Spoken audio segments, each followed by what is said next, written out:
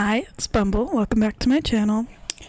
So, this is one of those movies, it's one of those things really where it's like the name for something kind of just keeps popping up over and over until you eventually decide like, okay, this feels like a sign, I should probably look into this. This happened to me with this movie actually. It was kind of funny. And I'd never heard of this movie before, but like 2 weeks ago or so, I went to a friend's house and her brother was watching this movie, and it's like I was going up and down the stairs and stuff to like hang out with my friend, and I'd pass by and I'd look at the screen and I didn't know what the movie was, and I couldn't really tell what was going on with like the scenes or anything. I just had asked what it was and found out the title, and I thought like, okay, I might like look this up just out of curiosity because I don't know what this is. And then sorry. Anyway, and then I've been doing these drawings of these like Monster High dolls that are like themed around different horror movies and stuff. And anyway, a lot of the dolls are like female versions of like horror movie monsters and stuff. Or a lot of the ones that are like already female. Like they have like a gender bent Beetlejuice doll, for example. I think just they could have like cooler outfits and stuff. Except one of the vampire characters in this movie also got a doll, but didn't get like changed or anything. It's just like his outfit and stuff from the movie and just like him. And I thought, oh, okay, that must mean that's like, because they picked some like pretty like iconic horror movies and stuff, a lot of them from like the 80s and 90s, to turn into these dolls. And I'm like, okay, this character must be someone that's like pretty memorable from this movie, you know, to get a doll and stuff. Anyway, and then and that was like a couple of days ago, and then yesterday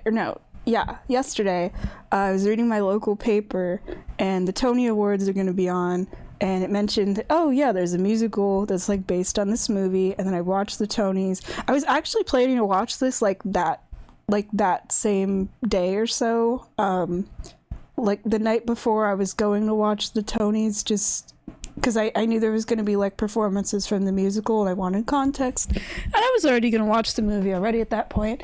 But instead, whoa, excuse me, I don't know what's going on with my throat here, excuse me. And then instead my dad was like, hey, you can just watch the Tonys down here, I don't care. So I watched it. They didn't show a ton from the musical, which now I'm like even more curious about the musical now that I've seen the movie. I'll talk about that at some point during this. And they had like one of the songs from the musical, and I thought, okay, like cool.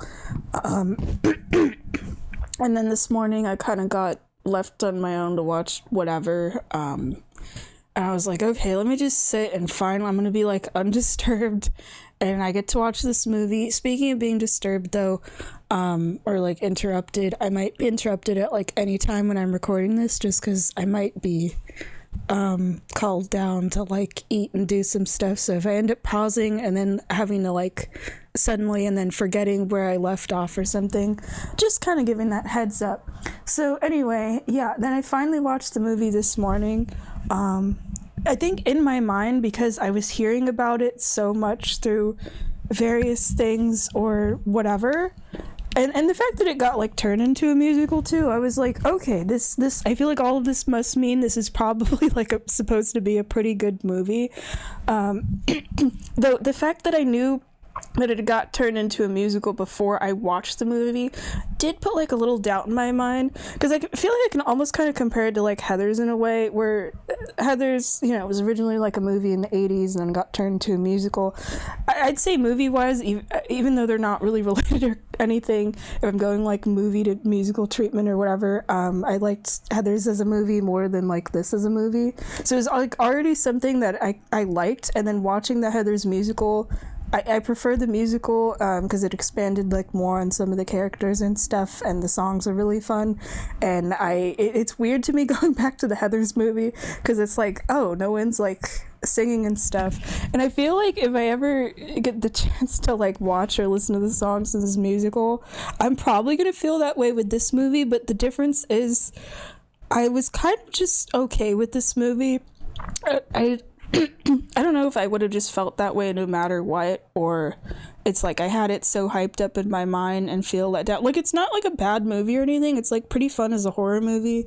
Like, I went into it and I was like, why is this rated R? And then I think because of some of the violence and stuff, I can like definitely see it. But if anything, it almost makes me excited knowing it got turned into a musical, because there's definitely like, I think with some of the things I got disappointed with, which was like the characters and some stuff with the vampires, I hope that the musical like expands on and stuff. Like, there's like a bunch of vampire characters, but the movie only really focuses on like, out of like the ones that are teenagers anyway, the movie only really focuses on David and not really the others, and I was kind of just curious about them.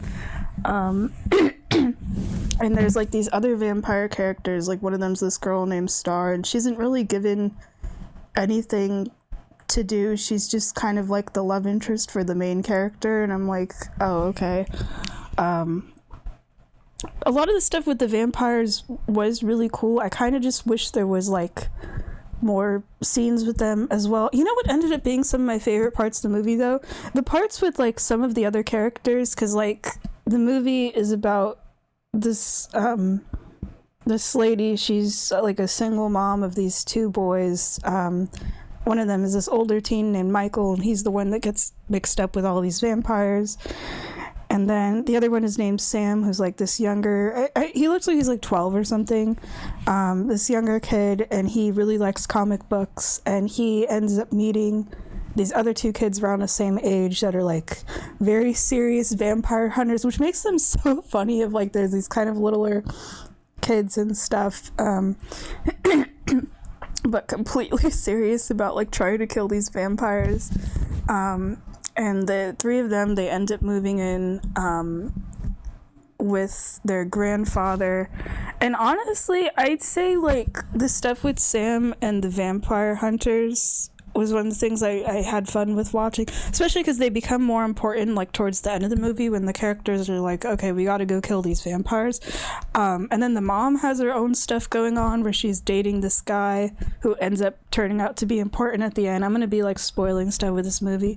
I'm gonna say my favorite character of this, actually, I thought it would have been like one of the vampire characters or something going into this. No, my favorite character was the grandfather, actually. He just like is surprisingly really chill and kind of just doesn't really give a shit about a lot of stuff. He's really funny. I love when he's introduced. I want to just talk about him. Let me kind of go through my notes with that. And he's like setting up all these rules, and I thought like, oh, okay, that means he's going to be kind of like a bit strict.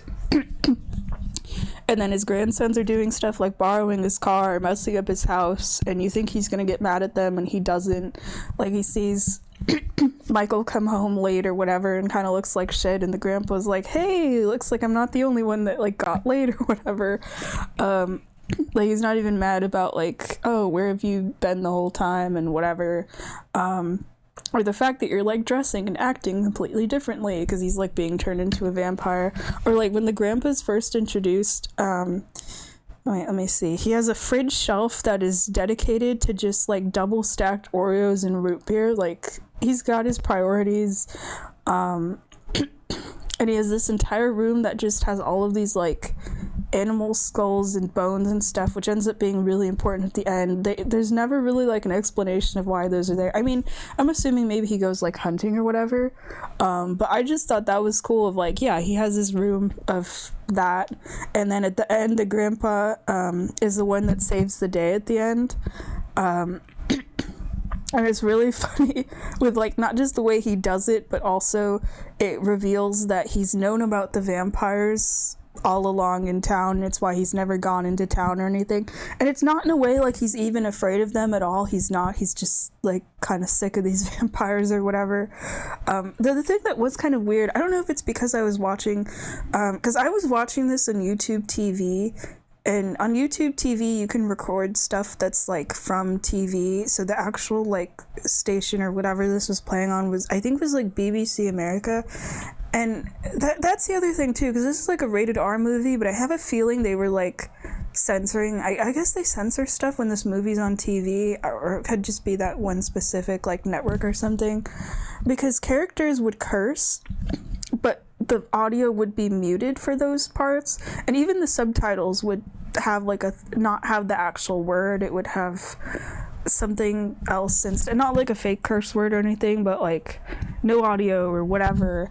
And then it feels like some stuff was maybe edited out. It's weird. It's like there's this one part when the mom and her date, because the mom, I can't remember what her name is, but she's dating this guy. His name is Max, and they're talking, and she's about to bring up like, hey, these kids are talking about vampires, isn't that silly? And you don't get to hear his response because it goes to commercial, and I like fast forward through the commercial, and then when you get to the end of the commercial and the movie's about to pick up again, it's on a completely new scene where it's like Sam and his friends are like talking or something about the vampires, and you don't get to see the rest of that scene, that conversation between the mom and Max. And that was really weird because it looked like you could tell it wasn't the end of a scene, like he had to finish the dialogue and stuff, but it looked like it would have been something plot important, and I feel like it was like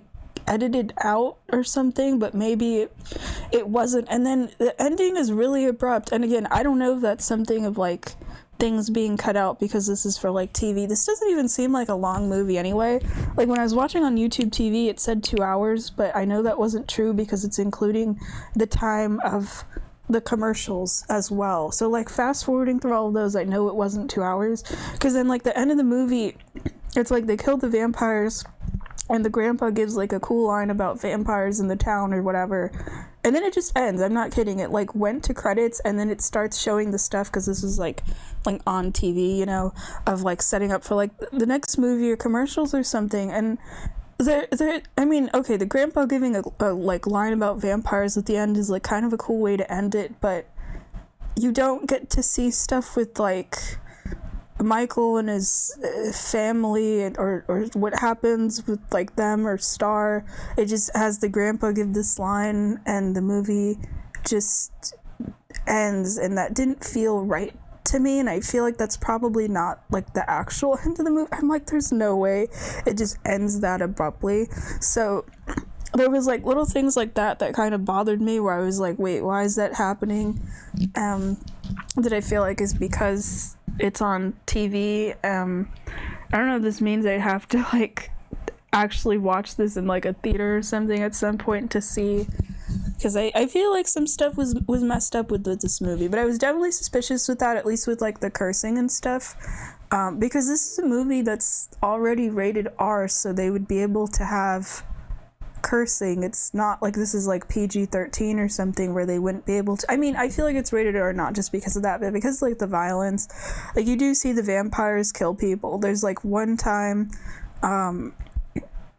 like when they're first revealed to be vampires, where it actually physically shows them like killing people, and some guy's like scalp gets torn off and the bodies get like tossed into a fire. So it definitely does get like kind of a bit violent, so I can understand like that rated R like rating and such. But yeah, I wish I didn't have to watch a version of this that was like censored or something, because the thing is, I saw this movie was like free with ads on YouTube as well, and I'm curious like if that one, the movie, is treated the same way. I feel like I have to do like some research on this, because I don't want to watch a movie where for the first time I'm watching it and things are getting like cut out or censored or whatever. It's like I want to see it the way it was like made and everything. Sorry, I just had to like rant about that for a little bit, because that really impacted the viewing and stuff, especially with this being like my first viewing. So I might have to watch this like a second time or something, or maybe it'll be a cool surprise if I ever get to see like clips of the musical to see, you know, if things are actually different and stuff. Anyway, let me go into my notes and stuff. There's a montage towards the beginning of like all of these people walking on a boardwalk, and it's set to this song by The Doors, which is kind of cool because you get to see a picture of like Van Morrison in the vampires like cave later on, and it has that song When You're Strange, and it's just showing like random people that live in this town and stuff. I thought that was pretty cool, honestly. And then the whole introduction, I already talked about the grandpa character, but like his whole introduction when the family like moves into his house was cool. You don't really check up on him like too much throughout the movie, but you'll kind of just see him every once in a while. Like I said, he was my favorite. I want to say overall the music in this was pretty good, honestly. I liked the soundtrack. It's probably one of the things from this movie and stuff I'd probably be like looking into more. There's like a music performance at the start where there's this guy that sings that has a saxophone. I thought that was pretty cool, actually. I wasn't expecting him to have a saxophone. It was kind of funny seeing that scene because that's like the one like musical performance scene like in the movie of like people playing to a crowd and stuff, which is kind of interesting. It makes me curious because like the one thing I did get to see with the musical version, while I was watching the Tonys yesterday, was a scene from the musical of a like a live like band performance and stuff kind of scene, but instead of being these like random people in the boardwalk or this like in-universe band or whatever, it was the vampire characters that were like singing and stuff, where like Michael's in the crowd. So that made me curious on that change, because I was curious when I saw that with the Tonys of like, oh, is that going to be like a scene in the movie?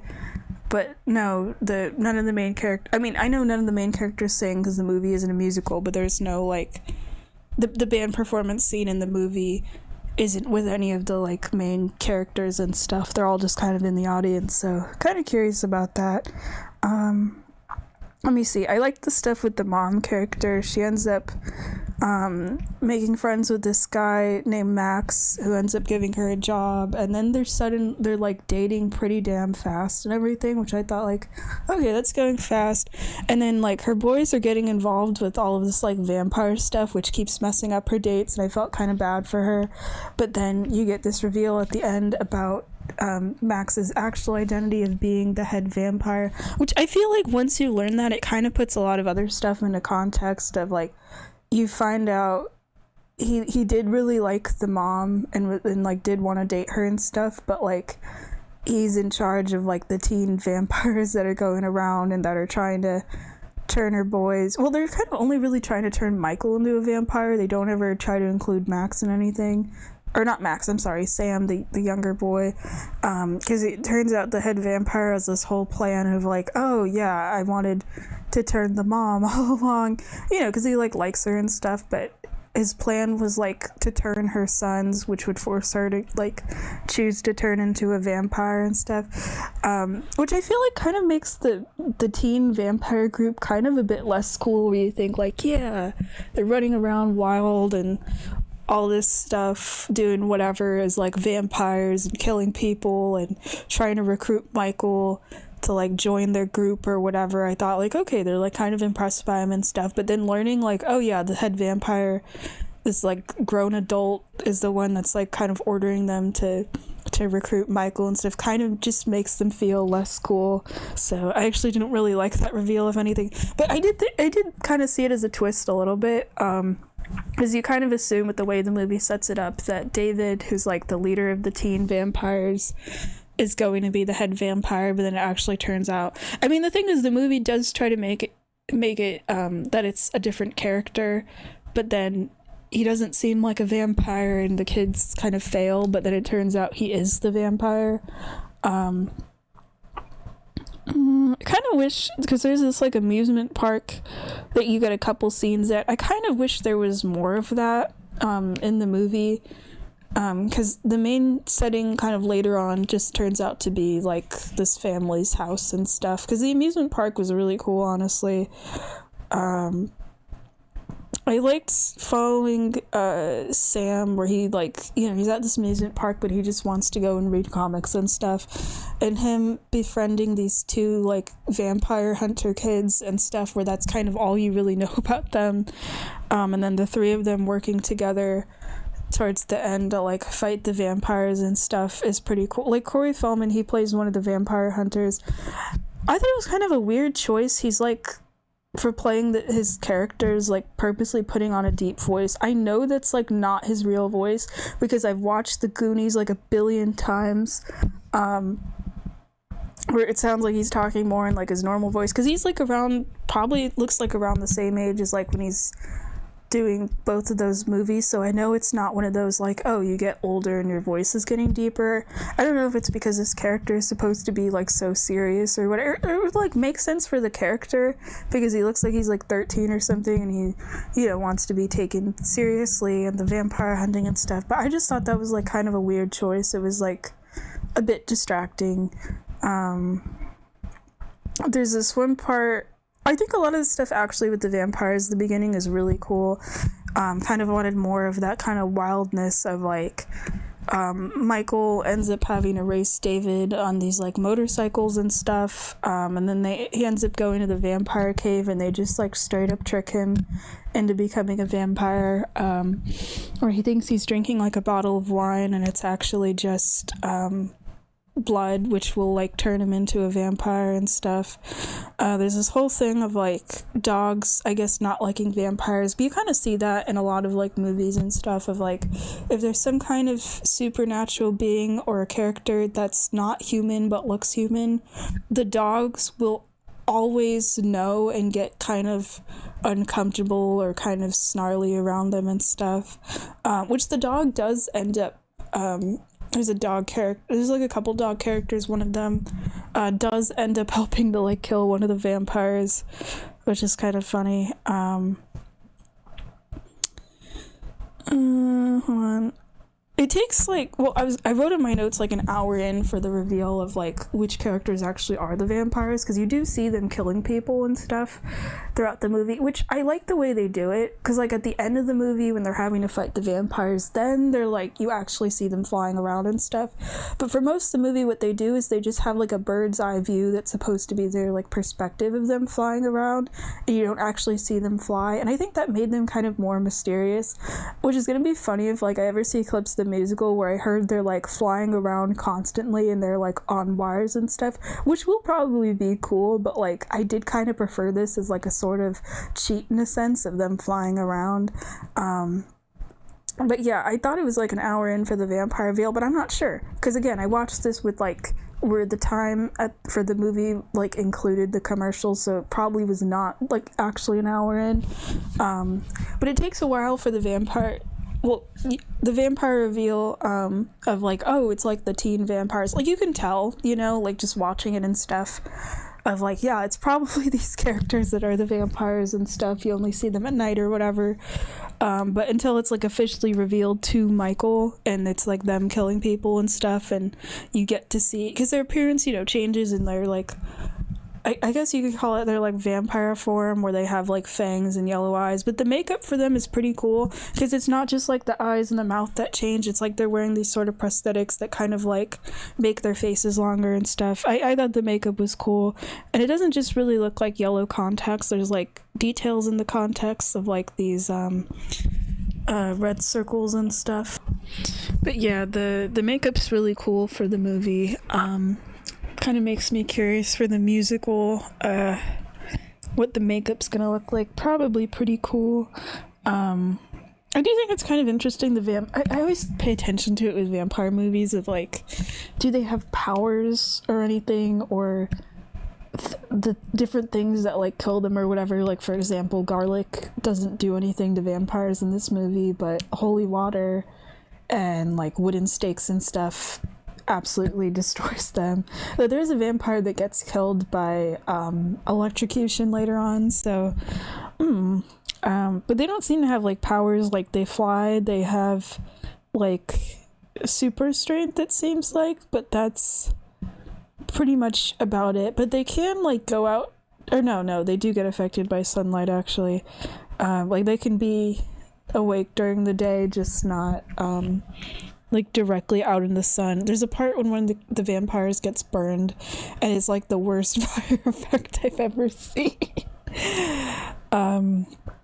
Let me see.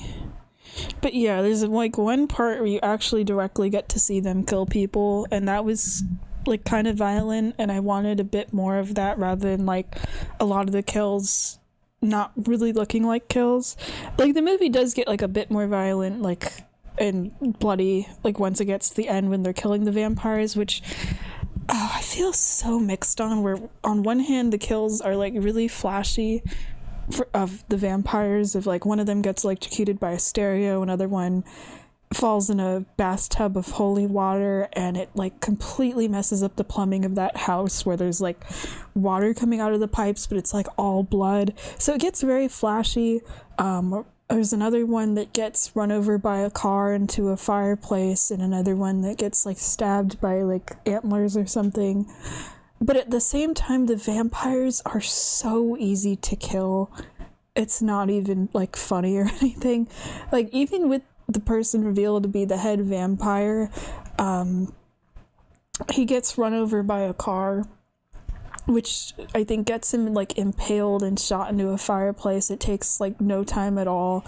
Or even with like David and Michael, when they're both in their like vampire forms and they're like trying to kill each other, I thought it was going to be like an actual fight, you know, but instead it's that Michael ends up pushing David and he gets impaled by the animal horns, and that's it. And I'm like, oh, because I feel like that scene could have been like such a cool, like an actual like fight or something. I mean, they do kind of play around with it a little, of like, you know, David actually being someone hard to catch, of being really fast, and like kind of more of like a creature hiding in the room in the dark sort of a thing, which is kind of nice. But that would have been a really cool point for like an actual fight. And then there's like other, because there's only really like 4 of the teen vampires they actually have to kill, and there's like the head vampire. But then there's this girl named Star, and there's this little kid, I think his name is Laddie.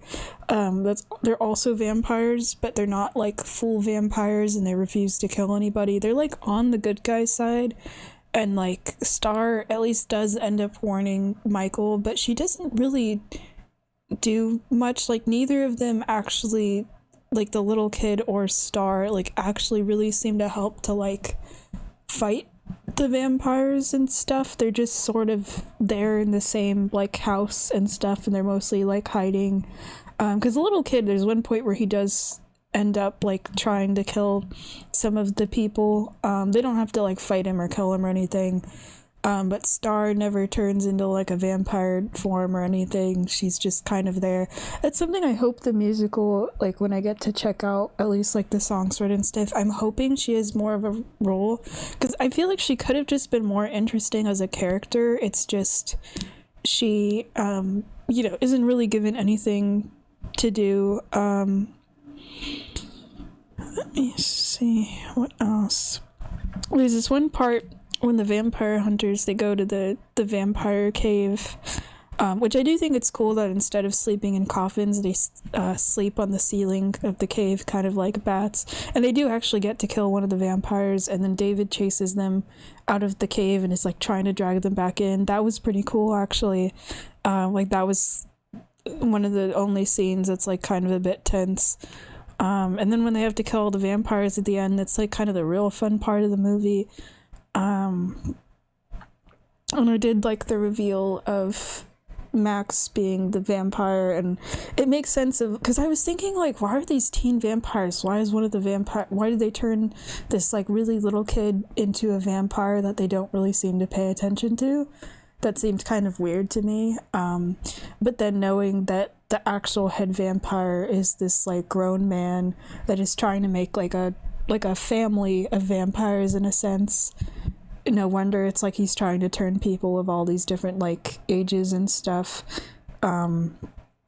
So that was kind of interesting as a motivation. I just kind of wish, I don't know, learning a bit more about the vampires. Like, I kept wondering throughout the movie of like, when did all of these like teen characters get turned? I feel like because of some of the music references, and their picture, I think of like Van Morrison, like I mentioned, that's in, you know, like the lead singer of The Doors, in their cave. It's like a big part of their cave, actually. I assumed it was like 60s probably, but I don't know. But I would have wanted to like get a little like backstory information for some of these vampire characters. I think that would have been kind of cool. But yeah, that's pretty much all my notes on this. But like, it was a cool movie. I think this poster is like really cool, honestly, too. Like, there's a couple of different posters. Oh wait, there's one scene I forgot to talk about, actually.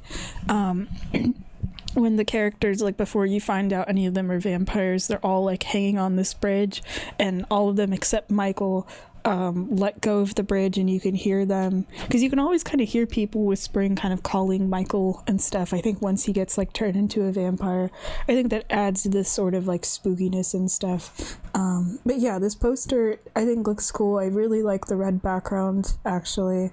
But I think because of that tagline of like the sleep all day, party all night, never grow old, never die, it's fun to be a vampire, I thought it was going to be more, I don't know, just more of the vampires just running around doing like dumb stuff and whatever, but that's only like a portion of the movie. Kind of really like, only really like the first half feels like, yeah, it's these teen vampires getting up into like mischief and whatever. And I kind of, even though I enjoyed a lot of the stuff with like the side characters, like I mentioned, like the younger brother or the mom and the grandpa, those all actually surprisingly ended up being some of my favorite things. I did want more like vampire mischief, and kind of wanted like a bit more of them throughout the movie. But yeah, this was still like actually pretty good, but it just kind of makes me curious about the musical. I wonder if it's going to make me feel the same way as like Heathers, like I mentioned, where it's like the movie's good, but then the musical kind of gives a bit more to the characters and stuff, that it ends up being like my preferred medium to the story. But I don't really know anything about the music in it, but the music in the movie's good, you know, and the one song I did hear when I was like watching the Tonys was also good, so I have a feeling I'll probably like it. But yeah, I could probably find like the music for it on Spotify and stuff, so I'll check that out. But yeah, I'm still glad I watched this movie anyway, because I was kind of just meaning to ever since I learned about it, and I kept seeing things about it, and I'm like, okay, I gotta check this out. But yeah, that's pretty much my thoughts. All right, see ya.